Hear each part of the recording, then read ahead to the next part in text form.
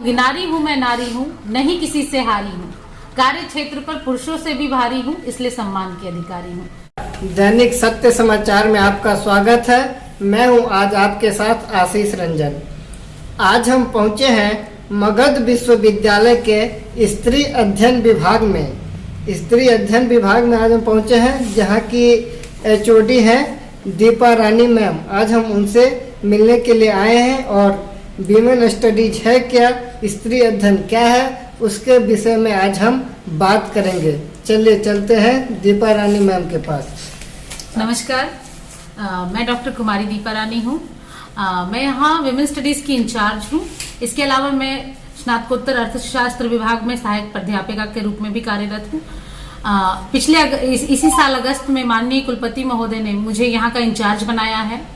और स्त्री अध्ययन विभाग के बारे में अभी काफी लोगों को कम जानकारी है, इसलिए मैं आप लोग मीडिया बंधुओं के सहायता से मैं चाहती हूं कि ज्यादा से ज्यादा लोगों के बीच में ये जागरूकता फैले और लोग इस डिपार्टमेंट के बारे में ज्यादा से ज्यादा जाने, ताकि हमारे यहाँ बच्चे आ सके और उन्हें पता चले कि विमेन स्टडीज क्यों बनाया गया था, इसका क्या पर्पस है और इसमें क्या पढ़ाई होती है, किस तरीके की पढ़ाई करनी पड़ती है और इसका क्या करियर उद्देश्य है।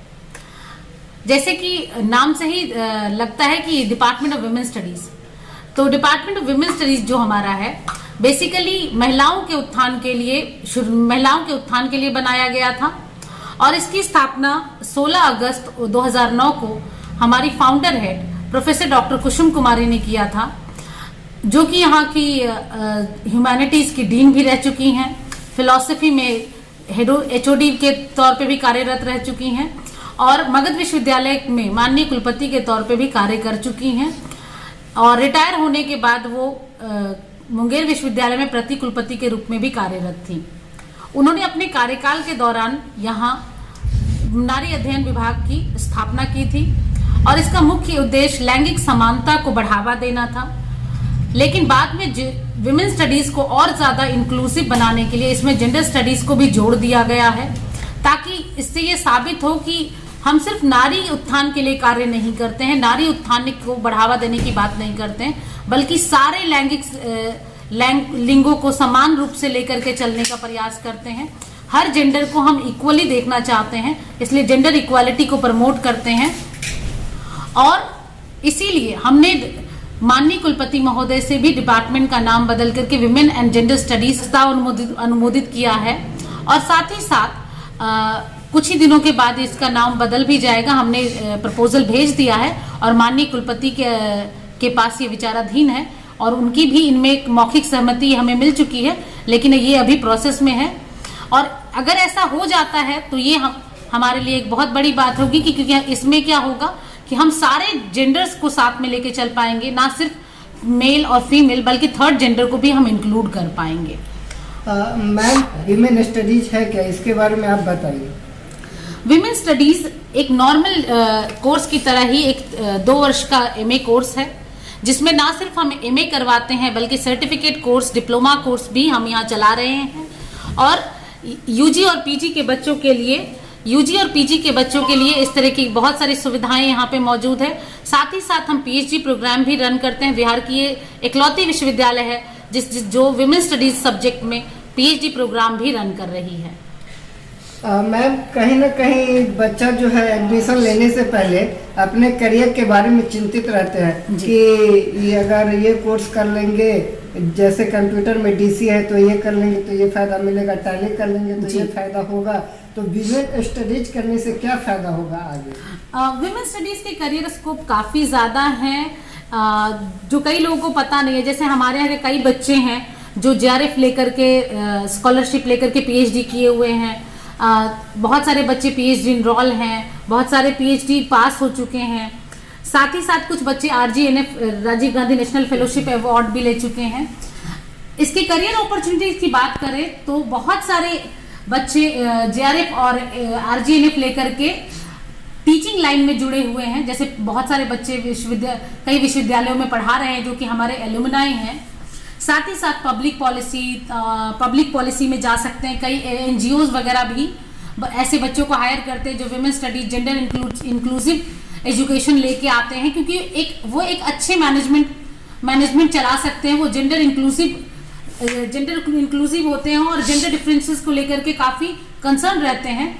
तो वो बहुत सारे एनजीओ वैसे बच्चों को हायर करना चाहती है। इसके अलावा बहुत सारे इंटरनेशनल ऑर्गेनाइजेशन है, लाइक यूनेस्को हो गया, वर्ल्ड बैंक है, उसके अलावा WHO है। ये कई सारे ऐसे प्रोजेक्ट चला रही है जो महिलाओं के उत्थान से जुड़े हुए होते हैं। तो वहाँ पे भी हमारे बच्चे जाते हैं और बहुत सारे नेशनल और इंटरनेशनल प्रोजेक्ट्स पे काम करते हैं जो महिलाओं के उत्थान से और थर्ड जेंडर के उत्थान से जुड़े हुए होते हैं। इवन हंगर, पॉवर्टी और पॉवर्टी इरेडिकेशन, उसके अलावा आप बात कर सकते हैं employment generation, self help groups में भी महिलाओं का क्या योगदान है, इसके ऊपर भी वो कई नेशनल और इंटरनेशनल प्रोजेक्ट्स के ऊपर काम कर रहे हैं। जैसे हमारी एक छात्रा जीविका के ऊपर काम कर रही हैं, वैसे कई सारे विद्यार्थी हमारे इस तरीके की परियोजनाओं से जुड़े हुए हैं। साथ ही साथ हम कई सारे एमओयूज भी करने वाले हैं जो बच्चों को भविष्य में आने वाले भविष्य में इंटर्नशिप की सुविधा भी प्रोवाइड करेगा, और जो बच्चे इंटर्नशिप में बेहतर करेंगे वो उनको जॉब भी देंगे और ये पेड इंटर्नशिप होगा। मैम ये बताइए कि मगध विश्वविद्यालय में नामांकन लेने की क्या प्रक्रिया है आपके विभाग में? जैसे दूर के बच्चे आएंगे जी, वो किस प्रकार से वो एडमिशन लेंगे, उनको क्या क्या सुविधाएं दी जाएगी? क्योंकि दूर के बच्चे होंगे तो उनको रहने के लिए हॉस्टल वगैरह की सुविधा। जी बिल्कुल, हमारे यहाँ हॉस्टल की सुविधा है और हम मगध विश्वविद्यालय में हॉस्टल की सुविधा मुहैया कराते हैं। यहाँ पे बच्चे आकर के अप्लाई कर सकते हैं। हमारा ऑफिस हर वर्किंग डे में खुला रहता है। यहाँ पे हमारे 2 कर्मचारी हैं जो जैसे रीमा जी हैं और उपेंद्र जी हैं जो यहाँ काम करते हैं, और मैं भी यहाँ पे रहती हूँ, तो फिर वो कभी भी आके हमसे मिल सकते हैं। यहाँ एडमिशन अभी 22-24 का सेशन का ओपन है। साथ ही साथ कुछ दिनों बाद हम 23-25 का भी एडमिशन ओपन करने वाले हैं। तो वो आकर के यहाँ विभाग में मिल सकते हैं और एक फॉर्म होता है जो उन्हें फिल करना पड़ेगा। लगभग 5,000 रुपये फीस है जो हमारी 5200 रुपये के आसपास हमारी फीस है, और एग्जामिनेशन फीस लगभग वही 2,000 के आसपास है, तो वो उनको देना होता है। एडमिशन के टाइम एक फॉर्म भरना होता है, जो जरूरी डॉक्यूमेंट्स हैं वो सबमिट करने होते हैं। 2-3 फोटोग्राफ लगता है, वो जमा करना होता है। वो नामांकन की प्रक्रिया इसी से संपन्न हो जाती है। साथ ही साथ जो हमारे यहाँ ध्यान देने की लायक बात है, जो हमारे विषय की सबसे बड़ी बात है कि हमारा विषय एक मल्टी डिसिप्लिनरी सब्जेक्ट में आता है। इसमें किसी भी विषय के स्नातक विद्यार्थी, चाहे वो किसी भी विषय से हो, कॉमर्स, साइंस, मिनिमम 45% नंबर के साथ पास होना चाहिए। मेल फीमेल की कोई भी हो, थर्ड जेंडर हो, मेल हो फीमेल हो, किसी भी विषय से स्नातक हो 45% मार्क्स के साथ, वो हमारे यहाँ आवेदन कर सकते हैं। और आवेदन की प्रक्रिया के 5-6 दिन के बाद ही हम उनका एडमिशन प्रोसेस, उनका फॉर्म वेरिफिकेशन के बाद हम उनके एडमिशन लिस्ट जारी कर देते हैं। फीस है वो 5,000 रुपये, 5200 रुपये के आसपास हमारी फीस है, और एग्जामिनेशन फीस अराउंड 2,000 पर सेमेस्टर एग्जामिनेशन फीस है। कुल मिला के अगर देखा जाए तो लगभग 28,000 रुपये पूरे कोर्स की फीस पड़ती है।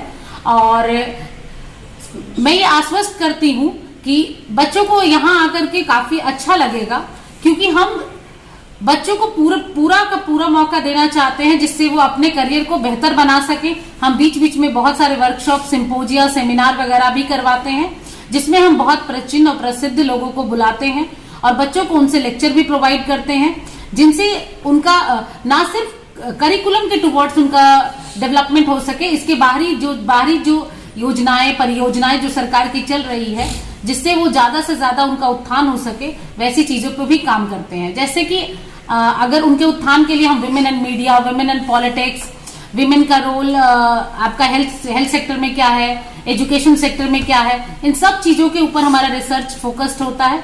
हमारे कई PhD स्कॉलर्स इस पे काम भी कर रहे हैं। और मैम जैसा कि आप बताए अभी कि यह पूरे बिहार में मात्र एक मगध विश्वविद्यालय में ही है, क्या आप पूरे बिहार में इसे लागू करवाना चाह रहे हैं? उसके लिए आपने क्या क्या प्रयास किया है कि यह हर जगह हो, हर विश्वविद्यालय में हो? अभी हमारे अलावा ये एक सिर्फ पटना यूनिवर्सिटी में चल रहा है, मगर वहाँ PhD प्रोग्राम नहीं है, वो सिर्फ मास्टर्स करवा रहे हैं। लेकिन हमारे यहाँ बिहार की इकलौती यूनिवर्सिटी है जहाँ विमेन स्टडीज में PhD प्रोग्राम चल रहा है। साथ ही साथ हम इसको UG में भी लागू करवाने वाले हैं। इसके लिए हम राज्यपाल को ज्ञापन देने वाले हैं और हमने माननीय कुलपति महोदय के सामने भी ये प्रस्ताव रखा है कि इसको अंडर ग्रेजुएट लेवल पे भी इंट्रोड्यूस किया जाए और इसको साथ ही साथ स्कूल करिकुलम में भी लाया जाना चाहिए, ताकि ज्यादा से ज्यादा जेंडर इंक्लूसिव सोसाइटी बनाने में मदद हो सके। क्योंकि बच्चों की नर्चरिंग जो होती है वो स्कूल से और कॉलेज लेवल में ही हो जाती है, तो हम बेसिक फाउंडेशन में ही इसको इंक्लूड करना चाहते हैं और इसी के लिए हमने माननीय कुलपति महोदय की सहायता से आने वाले दिनों में राज्यपाल को भी ज्ञापन सौंपने वाले हैं। मैम, स्त्री अध्ययन विभाग है आपका, तो नारी सशक्तिकरण या महिला सशक्तिकरण पे आप 2 शब्द कहेंगे? मैं तो यही कहूंगी, नारी हूं मैं, नारी हूं, नहीं किसी से हारी हूं, कार्य क्षेत्र पर पुरुषों से भी भारी हूं, इसलिए सम्मान की अधिकारी हूं। इसका मतलब ये शब्द जो मैंने कहे हैं वो सिर्फ मैंने अपने लिए नहीं कहे हैं। हर नारी के अंदर इतनी कैपेबिलिटी होती है कि वो कार्य क्षेत्र, अगर उसको समान मौका दिया जाए तो वो कार्य क्षेत्र में पुरुषों से भी बेहतर कार्य कर सकती हैं। लेकिन उनको ये समान अपॉर्चुनिटी मिलनी चाहिए, उसके लिए हम ये विभाग बनाया गया है ताकि महिलाओं को जागरूक किया जाए और उनके अंदर जो इनबॉर्न कैपेबिलिटीज हैं, जैसे हमारे विवेकानंद ने भी कहा है कि अपने अंदर जो क्षमता है उसको पहचानना चाहिए। तो नारी के अंदर ये क्षमता ऑलरेडी है, ये कैपेबिलिटीज हैं, तो उनको उभारना, उनको पहचानना और उनको इस लायक बनाना कि वो अपनी अंदर की इनबिल्ट कैपेबिलिटी को पहचाने, इसके लिए हम प्रयासरत रहते हैं और इसी के लिए हम कार्य करना चाहते हैं।